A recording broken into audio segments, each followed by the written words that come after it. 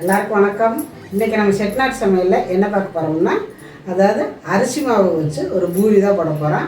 கோதுமை மாவில் பூரி போடுவோம். இன்றைக்கி அரிசி மாவில் பூரி போடுறது எப்படி அப்படிங்கிறத இன்றைக்கி பார்க்க போகிறோம். ரொம்ப வித்தியாசமாக டிஃப்ரென்ஸாக இருக்கும். ரொம்ப ஈஸியான வேலையும் கூட. வாங்கப்பா அது எப்படி செய்கிறதுன்னு பார்க்கலாம். இந்த கப்பில் தான் இப்போ நான் பூரிக்கு மாவு வளர்க்க போகிறேன். இது கடையில் வாங்கிட்டு வந்த அரிசி மாவு. இதால் 1 டம்ளர் அரிசி மாவு எடுத்துருக்கிறேன். அதாவது 1/4 கிலோ இதில் சேர்த்துக்கலாம். தேவையான அளவு சால்ட்டு போட்டுக்கலாம். போட்டுட்டு இதில் எல்லாத்தையும் நல்லா கலக்கிக்கலாம். உப்பு மாவெல்லாம் நல்லா கலக்கி விட்ருங்க. கலக்கி விட்டுட்டு இதுக்கு கண்டிப்பாக சுடுதண்ணி தான் சேர்த்து பிணையணும். சுடுதண்ணி சேர்த்து பிணைஞ்சா தான் மாவு நல்லாயிருக்கும். இப்போ சுடுதண்ணி ஊற்றிக்கலாம். கொஞ்சம் கொஞ்சமாக ஊற்றிக்கோங்க.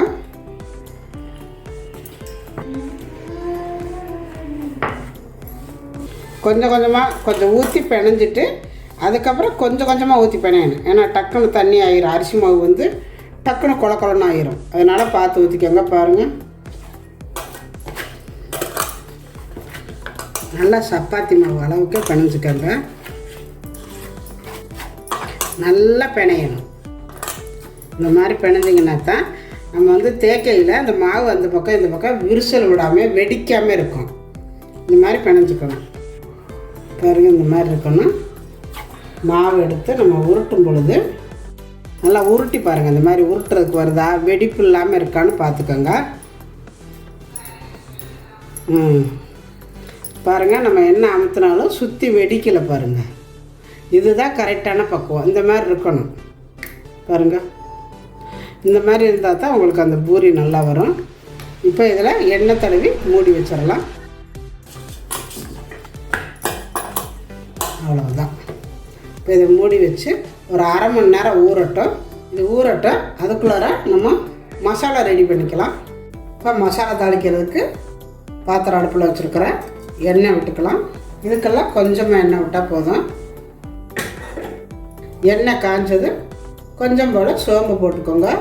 கொஞ்சம் போல் கல்பாசி, 1 ஏலக்காய். இது போட்டிங்கன்னா அது ஒரு மாதிரி நல்லா வாடையாக இருக்கும். பட்டை கிராம்பெல்லாம் சேர்க்காம கல்பாசி ஏலக்காய் ரொம்ப நல்லாயிருக்கும். இதில் கொஞ்சம் போல் கடலைப்பருப்பு சேர்த்துக்கோங்க. வேறு அந்த கல்பாசி எப்படி மணக்குது பாருங்கள். கொஞ்சம் செவந்தால் போதும் கடலைப்பருப்பு. இப்போ வெங்காயம், பெரிய வெங்காயம் நீல சைஸாக வெட்டி வச்சுருக்கிறேன். அதை சேர்த்துக்கலாம். காரத்துக்கு பச்சை மிளகா 5 மிளகா நான் கட் பண்ணி வச்சுருக்கிறேன். அதையும் சேர்த்துக்கலாம். உங்களுக்கு எந்த அளவுக்கு காரம் வேணுமோ அந்த அளவுக்கு போட்டுக்கோங்க. ஆனால் இதெல்லாம் ரொம்ப காரமாக இருக்கக்கூடாது. காரம் கம்மியாக தான் இருக்கணும். அது கூடவே கொஞ்சம் போல் கருவேப்பிலையும் சேர்த்துக்கோங்க. லைட்டாக வதங்கினா போதும் வெங்காயம். கொஞ்சம் போல் இஞ்சி பூண்டு பேஸ்ட்டு. ஏன்னா உருளைக்கிழங்கு மசாலா தான் இன்றைக்கி நான் செய்ய போகிறேன். உருளைக்கிழங்கு வாய்வாக இருக்கும். அதனால் கொஞ்சம் போல் இஞ்சி பூண்டு 2மே சேர்த்துக்கோங்க. இஞ்சி பூண்டு வதங்கிடுச்சு, போதும். ஒரே ஒரு தக்காளி கட் பண்ணி வச்சுருக்கிறேன். இப்போ அதை சேர்த்துக்கலாம். ஒரு தக்காளி போட்டால் போதும். 1/4 கிலோ உருளைக்கிழங்கு வேக வச்சு வச்சுருக்கிறேன். 1/4 கிலோவுக்கு தான் இந்த அளவுகள். கொஞ்சமாக மஞ்சத்தூள் மஞ்சத்தூளெல்லாம் போட்டதுக்கப்புறம் கொஞ்சம் போல் தண்ணி விட்டுக்கோங்க. லைட்டாக தண்ணி விட்டு வதக்குங்க. அப்போ தான் அது அந்த கிரேவி கிளம்பும். நல்லா கிரேவியாக வரணும். கொஞ்சம் போல் உப்பு போட்டுக்கலாம். இது நல்லா வதங்கிடுச்சு, போதும். இந்தளவு வதங்கினா போதும். உருளைக்கிழங்கை வேக வச்சு இந்த மாதிரி நான் பிணைஞ்சி வச்சுருக்கிறேன். இப்போ அதை சேர்த்துக்கலாம்.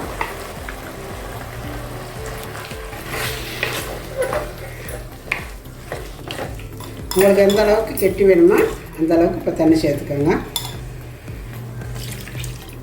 அதாவது பூரிக்கெல்லாம் ரொம்ப கெட்டியாக இருந்தாலும் நல்லா இருக்காது, அவ்வளோ ஒரு டேஸ்ட்டு கிடைக்காது. அதனால் கொஞ்சம் மினிமமாகவே வச்சுக்கோங்க, கிரேவி மாதிரி ஓரளவு. இப்போ பாருங்கள், இந்த அளவு எனக்கு கெட்டி இருக்குது. இதுதான் கரெக்டான கெட்டி. இதோட கெட்டியாக இருந்தாலும் நல்லா இருக்காது. ரொம்ப கொதிக்கணுங்கிறது இல்லை, லைட்டாக கொதிச்சாலே போதும். இப்போ இது கொதிக்கட்டும். இப்போ பாருங்கள், இந்த அளவு கொதிச்சிருச்சு, போதும். இப்போ இதை இறக்கிட்டு நம்ம பூரி பொரிக்கிறதுக்கு எண்ணெய் வச்சுக்கலாம். பூரி பொரிக்கிறதுக்கு எண்ணெய் விட்டுக்கலாம். இப்போ எண்ணெய் காஞ்சிட்ருக்குது. இந்த எண்ணெய் நல்லா காயட்டும். இந்த மாதிரி ஒரு பேப்பர் எடுத்துக்கோங்க. இந்த பேப்பரில் எண்ணெய் போடணும். நம்ம கோதுமை மாவில் மாவு போட்டு தேய்ச்சோம்னா எடுக்கிறதுக்கு ஈஸியாக வரும். இதில் வந்து மாவு போட்டு தேய்க்க வேண்டியதில்லை. மாவு எடுத்து இந்த மாதிரி நல்லா உருண்டை பெருசாகவே எடுத்துக்கோங்க. இந்த பேப்பர் இந்த மாதிரி போட்டுக்கோங்க. அப்போ தான் நம்மளுக்கு எடுக்கிறதுக்கு ஈஸியாக இருக்குது. வேறு ஒன்றும் இல்லை. ரொம்ப நைஸெல்லாம் தேய்ச்சிடக்கூடாது. போதும் இந்த அளவு தேய்ச்சா. இந்த மாதிரி நல்லா ரவுண்டாக இருந்துச்சுன்னா உங்களுக்கு நல்லாயிருக்கும் பார்க்குறதுக்கு. இதில் லைட்டாக எண்ணெய் தொட்டுக்கணும். அப்போ தான் நம்ம எடுத்து எண்ணெய்க்கில் போடும் பொழுது கையிலேருந்து விழுகும். இப்போ இதை எடுத்து போட்டுக்கலாம். பாருங்கள், இந்த மாதிரி கரெக்டாக இருக்குது. இப்போ இது எண்ணெய்க்கில் போட்டுக்கலாம்.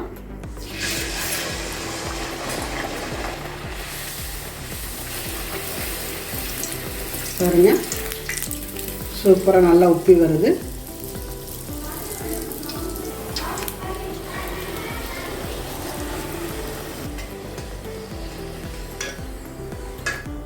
பாருங்கள், சூப்பரான அரிசி மாவில் போட்ட பூரி ரொம்ப அருமையாக வந்திருக்குது. இப்போ இதே மாதிரி எல்லாமே போட்டு எடுத்துக்கலாம். ரொம்ப அருமையாக இருக்குது பாருங்கள்.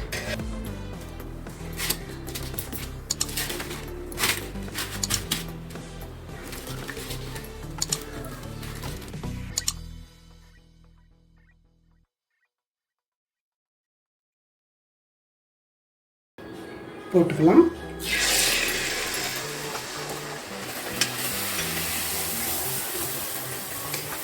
நான் இந்த பூரி வந்து ரொம்ப லேசாக தேய்ச்சி போட்டு பார்த்தேன். ரொம்ப லேசாக தேய்ச்சா எப்படி இருக்கும் அப்படிங்கிறக்காண்டி பாருங்கள். ரொம்ப லேசாக தேய்ச்சோன்னா தகடு மாதிரி மேலே வருது. அதாவது அந்த விரிசல் விடுது பாருங்கள். இந்த மாதிரி விரிசல் விடாமல் இருக்கணும்னா கெட்டியாக போட்டுக்கணும். ஓரளவு ரொம்ப நைஸாக தேய்ச்சிங்கன்னா இந்த மாதிரி விரிசல் விடுது. லேசாக தேய்ச்சா என்ன ஆகும் அப்படிங்கிறதுக்காகத்தான் நான் இது வந்து உங்களுக்கு லேசாக ஒரு உருண்டையாக தேய்ச்சி காட்டியிருக்கிறேன்.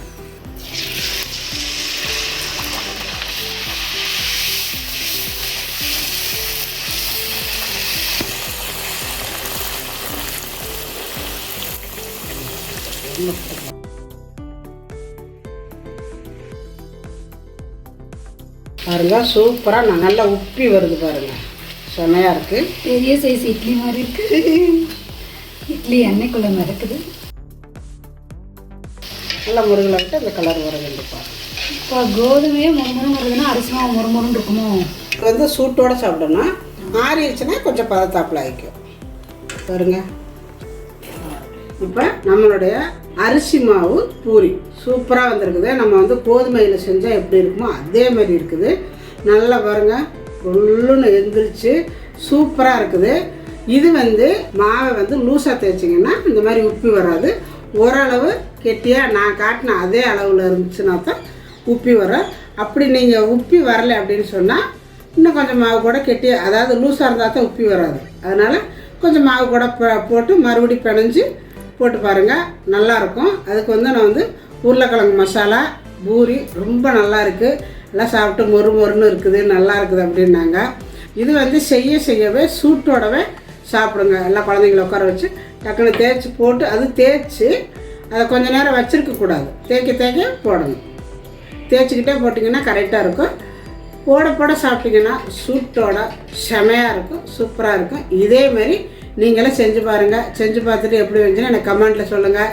இந்த வீடியோ பிடிச்சிருந்தால் லைக் பண்ணுங்கள், ஷேர் பண்ணுங்கள். செட்நாட் சமையலுக்கு சப்ஸ்கிரைப் பண்ணுங்கள். அந்த பக்கத்தில் இருக்கிற ஆளுங்கிற அந்த பெல் பட்டனை அமைத்து வைங்க. அப்போ தான் நாங்கள் போடுற வீடியோ உடனே உங்களுக்கு கிடைக்கும். நன்றி, வாழ்க வளமுடன். இப்போ பாருங்கள், நான் பிச்சு காட்டுறேன் எப்படி இருக்குதுன்னு. சூப்பராக வருது பாருங்கள்.